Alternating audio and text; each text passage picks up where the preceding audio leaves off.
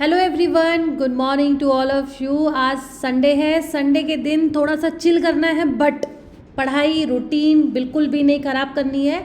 So with this let's start with the most important news and articles editorial page of Hindu analysis. आज हम discuss करेंगे, ये कल के आर्टिकल्स हैं।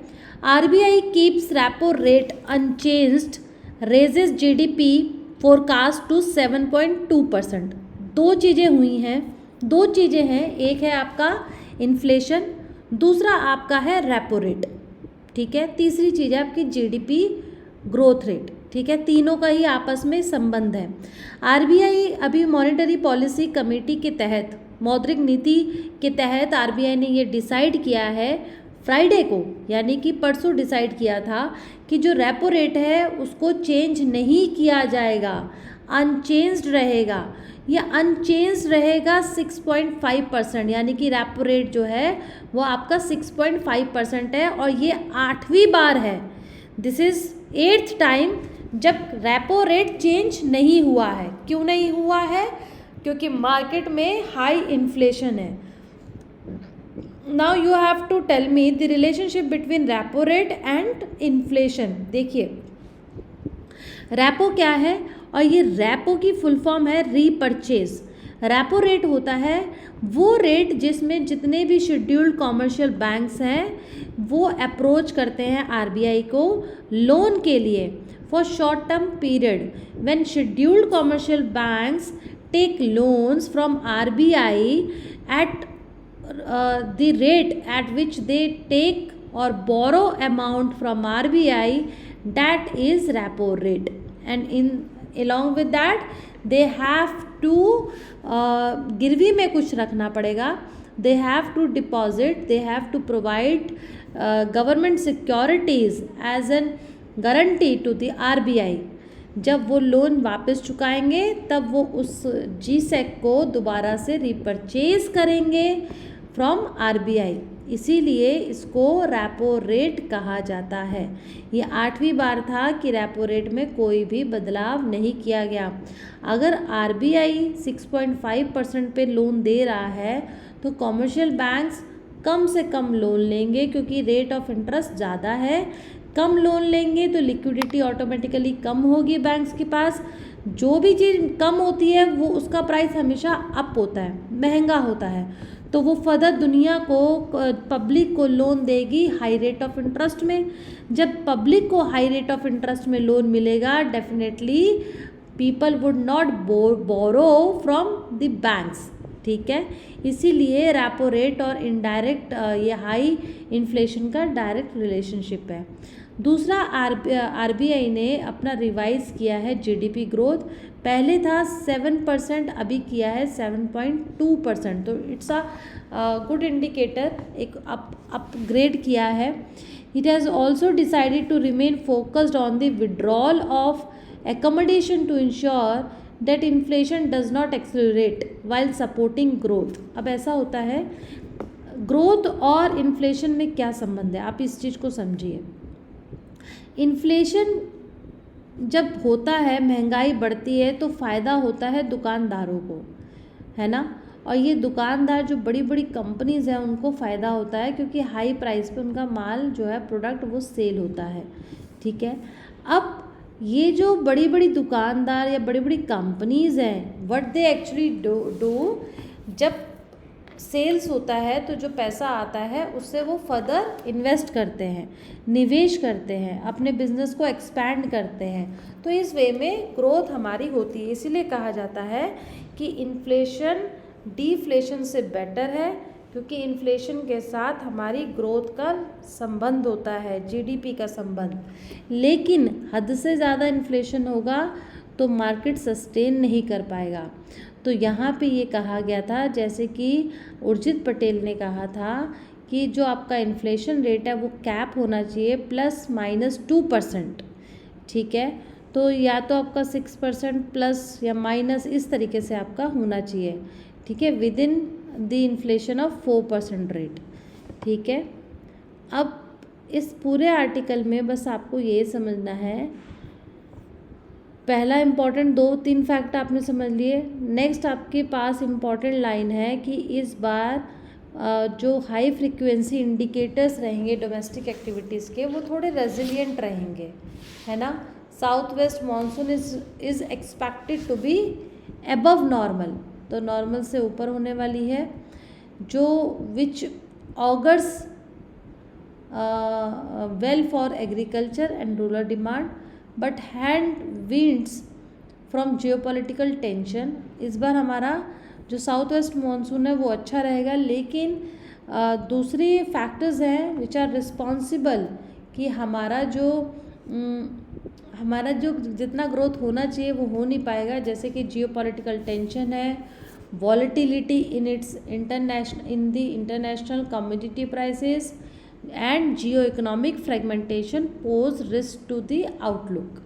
ठीक है, तो यहाँ पे बहुत सारे फैक्टर्स कंसीडर किए जा रहे हैं for the real GDP growth for 2024-25, which has projected at 7.2% compared with the earlier one that was 7.2%। ठीक है, बढ़ाया गया है GDP ग्रोथ।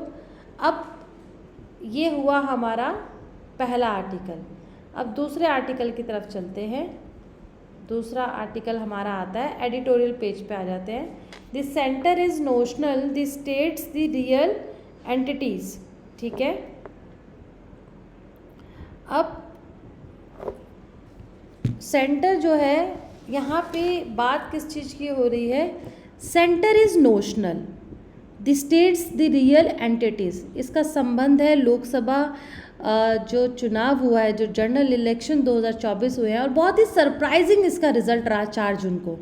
और कहीं ना कहीं ये एक डेमोक्रेटिक फीचर को दिखा रहा है, जहाँ हर पार्टीज़ के बीच में एक कंपटीशन देखने को मिला।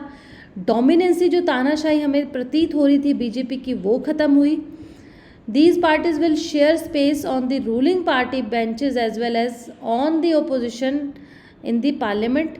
पार्लियामेंट में ओपोजिशन का रहा। अलायंस बनेगी तो बीजेपी जो रूलिंग सरकार है वो भी सतर्क रहेगी कि उसको सबका विकास करते हुए चलना है, किसी एक वर्ग का नहीं।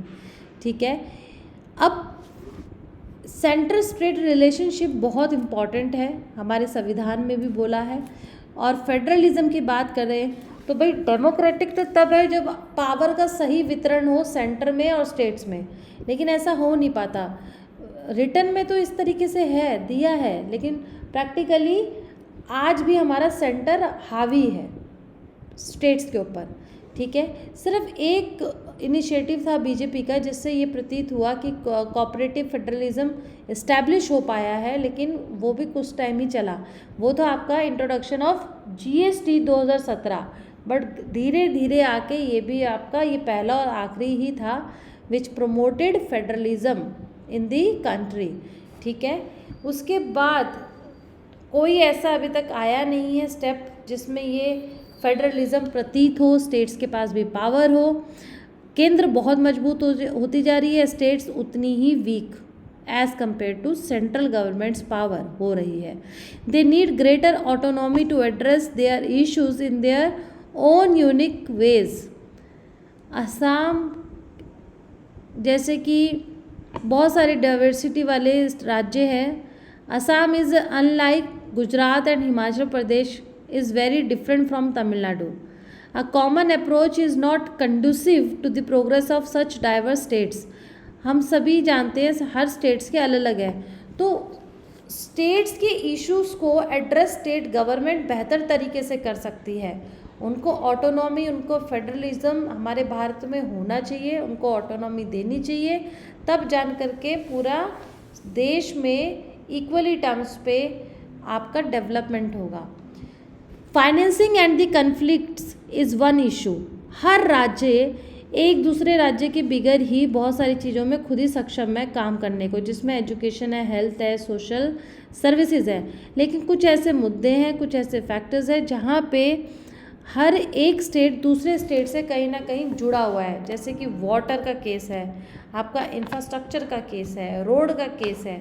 तो वहाँ पे एक कोडाइल रिलेशनशिप डेवलप करना दोनों राज्य के बीच में बहुत ही महत्वपूर्ण हो जाता है। फाइनेंस कमीशन ने अपॉइंट किया था, इज़ अपॉइंटेड किया गया था फाइनेंस कमीशन को to decide on the devolution of funds from the centre to states, कितना दिया जाए। अब ये जाके भी 41% अटक गया है, आगे बढ़ ही नहीं रहा है, क्योंकि बढ़ना चाहिए। जितना फाइनेंशियली टर्म्स में बंटवारा होगा उतने ही आपकी पावर्स भी स्थापित की जाएगी, ठीक है। Inter state tussle and centre state relations, तो फाइनेंस कमीशन जो है जिसका जो always suppose to devolve proportionally more than its poor states, unfortunately despite the efforts of the 15 finance commission so far the gap remains wide। क्या बात होती है ना कि फाइनेंस कमीशन ने तो बोला कि भाई आप एलोकेट कीजिए फंड, लेकिन कई बार सेंट्रल गवर्नमेंट उन्हें प्रेफरेंस देती है जो उनके ही पार्टी के दूसरे राज्य में सरकार जिन्होंने बना रखी है। जैसे उत्तराखंड में बीजेपी है, मध्य प्रदेश में बहुमत से बीजेपी है, पूरी सीटें बीजेपी के पास गई है। इस तरीके से जो है आज भी ऑटोनॉमी नहीं है, और ये जो फंड्स हैं वो बहुत ज़्यादा पुअर स्टेट्स के पास इसलिए नहीं जा पाते, कहीं ना कहीं फेवरिज्म चल रहा है। The rich states which contributing more and get proportionally less have resented this. What they forget is that the poorer status provide them the market। अब जो रिच स्टेट्स हैं ये नहीं भूलना चाहिए कि जो गरीब देश हैं वो ही उनकी मार्केट है, वही उन्हें बिजनेस लाके दे सकते हैं, वही उन्हें प्रॉफिट भी दे सकते हैं। We can not ignore completely these people from the society। The center allocates resources to the states two ways. First, an account of finance commission award. Second, the center is national while the states are real। ठीक है, तो ये आपकी चीज़ें हैं जिससे कि centre और स्टेट्स के बीच में उतना ही अच्छा रिलेशनशिप होगा जितना वो अपना बांटेंगे, पावर्स को शेयर करेंगे, साझा करेंगे प्रॉब्लम्स को, ठीक है। Remoulding the global plastic treaty, उससे पहले यहाँ पे एक आर्टिकल है, थर्ड अवतार, पता ही है नरेंद्र मोदी जी जो हैं वो तीसरी बार बने हैं पीएम, और इस बार उनका डिसीजन है कि भाई उन्होंने कमिटमेंट दिया है सर्वपंथ संभव यानी equality of all sects.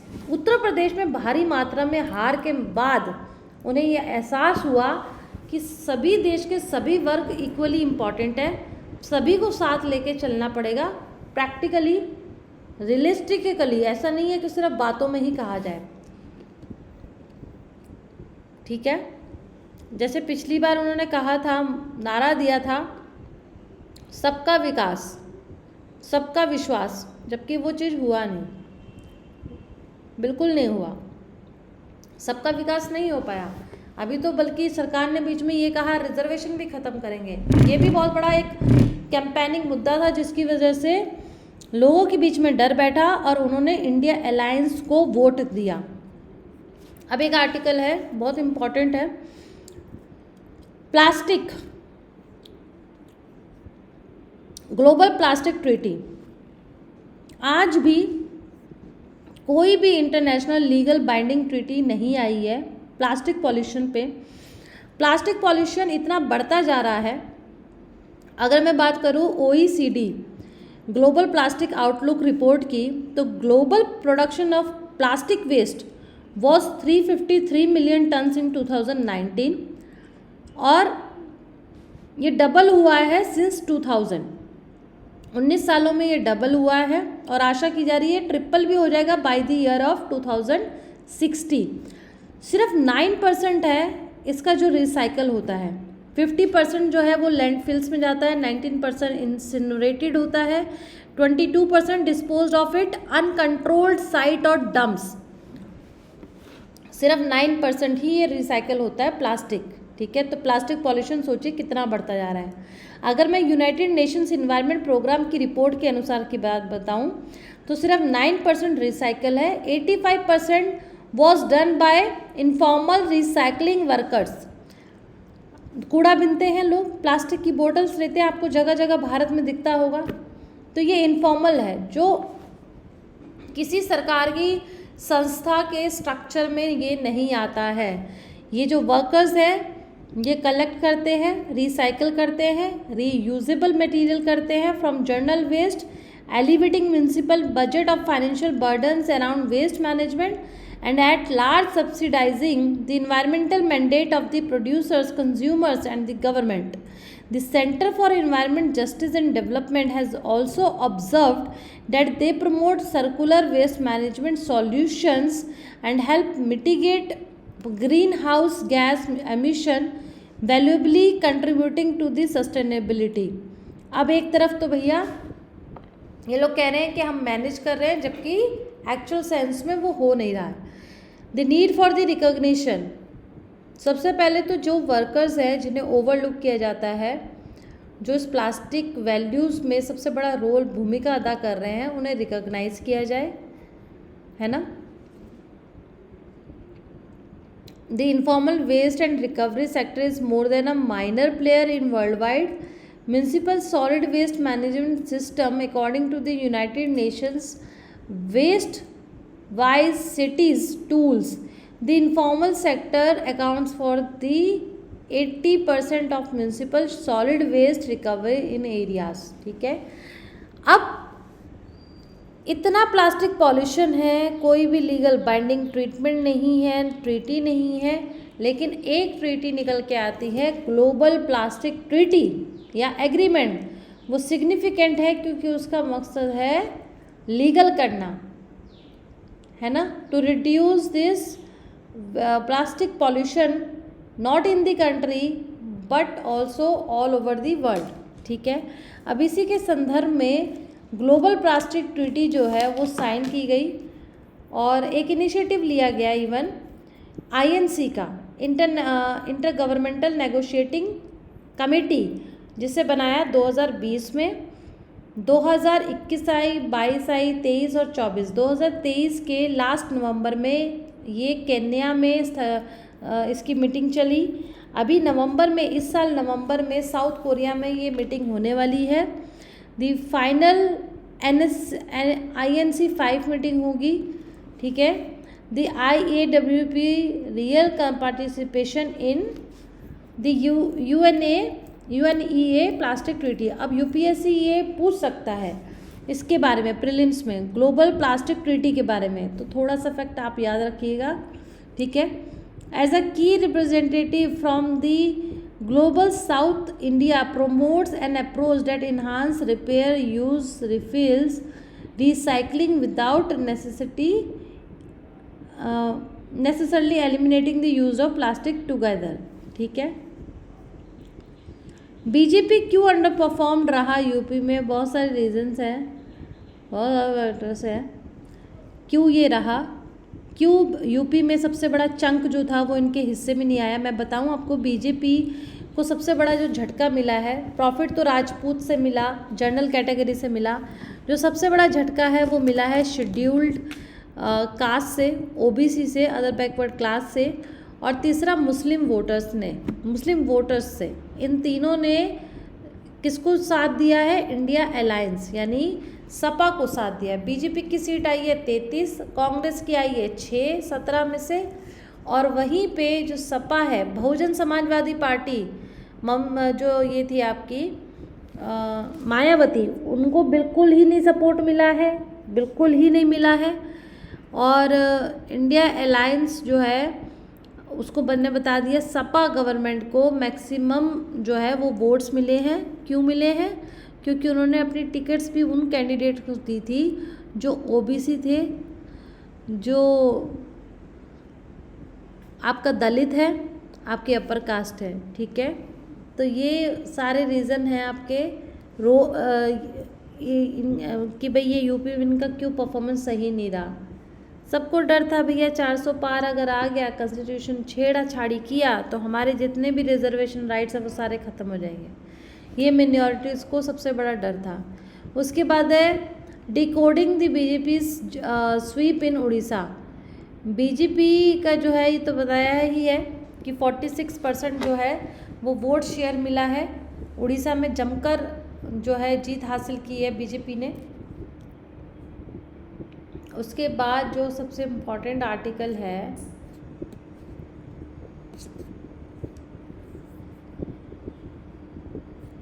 Gujarat का केस पता है 25 मई को जो फायर, जो आग लगी थी उससे कितने लोग मर गए थे, उसी के संदर्भ में है ये article.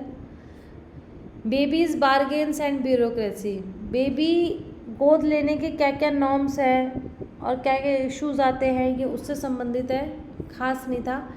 Fish kill spotlights pangs of Periyar, Periyar river में जो फिशरमैन हैं जो उस नदी का पानी यूज़ करते हैं अपने एक्वा कल्चर के लिए, अदर इकोनॉमिक एक्टिविटी के लिए, उसमें क्या हुआ है, पेरियार नदी में कुछ इस तरीके से घटना घटी है, वाटर पॉल्यूशन बढ़ा है जिससे फिश एकाएक मर गई, पानी का कलर चेंज हो गया।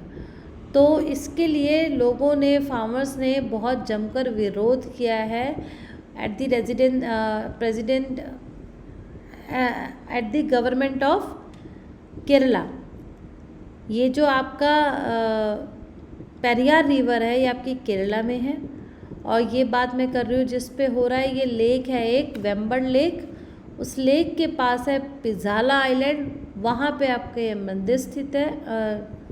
आपका फिश का प्रॉब्लम है, सॉरी आपका फिशिंग की प्रॉब्लम हो रही है। क्यों हो रही है? क्योंकि पॉल्यूशन बढ़ रहा है। तो पॉल्यूशन रोकने के लिए मास प्रोटेस्ट कर रहे हैं फार्मर्स केरला में। तो यहाँ पे जो सबसे इम्पॉर्टेंट है यूपीएससी के प्रीलिम से, ये वेम्बर्ड लेक है, उस लेक से क्वेश्चन पूछ सकता है, तो वो मैंने आगे बनाया है। आगे आपका बिजनेस में देखें तो सबसे इम्पॉर्टेंट न्यूज़ क्या है, आरबीआई ने अभी अपनी जो ग्रोथ एस्टिमेट की है 7.2%, वो सबसे बड़ी इनकरेज वाली बात है क्योंकि बढ़ाया है 7% से 7.2% किया है, तो ये एक ऑप्टिमिज्म का साइन है।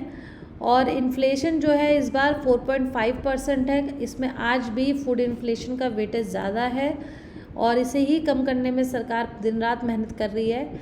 Digital payment intelligence platform soon to curb fraud, जितने भी फ्रॉड केस होते हैं रिलेटेड टू डिजिटल पेमेंट से, वो सारी चीज़ पे अब पकड़ बनने वाली या टाइट नॉर्म्स होने वाला है आरबीआई का। आरबीआई ने प्रपोज किया है कि to establish a digital payment intelligence platform, ये प्लेटफॉर्म की स्थापना होगी, ठीक है, जो उसको लुक आफ्टर करेगी। नेक्स्ट आर्टिकल, रशिया की इकॉनमी ग्रो कर रही है even after sanctions says Putin. Western ने बहुत सारे सैंक्शंस लगाए क्योंकि 2 सालों में रशिया ने यूक्रेन के हालात जो है वो बदतर से बद कर दिए हैं, तो उसके बाद भी रशिया धीरे धीरे अपनी इकॉनमी को ग्रो कर रहा है, यही इस बारे में इंफॉर्मेशन है। साउथ कोरियास माइग्रेंट वर्कर स्कीम्स, ये नहीं इतना इम्पोर्टेंट है। उसके बाद आपका है नथिंग बस। अब आपके 2 MCQs हैं और एक आपका वेम्बर्ड लेक के बारे में है। पहला MCQ है, which of the following is not a challenge to internationalisation the Indian rupee? The rupees is not a fully convertible current, Indian economy is relatively small compared to other major economies, there is less demand for the rupees in the global financial system, India's import more goods than its exports to the world। अब वो कह रहा है कौन सा challenge नहीं है, तो भाई ये तो बहुत बड़ा चैलेंज है कि हम खरीद ज़्यादा रहे हैं बेच कम रहे हैं, ठीक है। तो जो पहला है is not a challenge, it is not a challenge, rupee is not a fully convertible current। उसके बाद क्वेश्चन है स्टिकी इन्फ्लेशन के ऊपर, आपको बताना है कौन सी स्टेटमेंट या कितनी स्टेटमेंट सही है। Increase interest rate by RBI to control inflation, reduced purchasing power for consumers specially for essential goods, greater uncertainty and unpredictability for business in their planning, investment hesitation due to unpredictable price fluctuation. तो तीनों ही statement आपकी सही है, ठीक है। Next question है monthly food expenditure of Indian household के ऊपर। Households across countries rural and urban spend the highest share of consumption expenditure on milk and milk products among food items in 2022 and 23। ठीक है, next statement है, in rural areas among all major states the households of Haryana spend the maximum on beverages, refreshments, processed food at 41.7% as a percentage of total expenditure on food. Third statement है, Haryana remained the state with the highest consumption spending among all the major states with 19.8% of the total consumption expenditure on food. तो आपकी कौन सी सही है ये बताना है। पहली स्टेटमेंट जो है वो आपकी सही है, सेकंड सही नहीं है, फर्स्ट सही नहीं है, सॉरी, यहाँ पे आपका मिल्क नहीं है। जो भी हाउस होल्ड है पूरे देश के, उनका सारा खर्चा हो रहा है बेवरेजेस के ऊपर, पीने के ऊपर, सॉफ्ट ड्रिंक्स है या बियर है, जो भी है। उसके बाद आपका आता है रूरल एरिया में, अगर मैं बात करूँ, हरियाणा की जगह आपका कौन सा है स्टेट, आपका स्टेट है हरियाणा।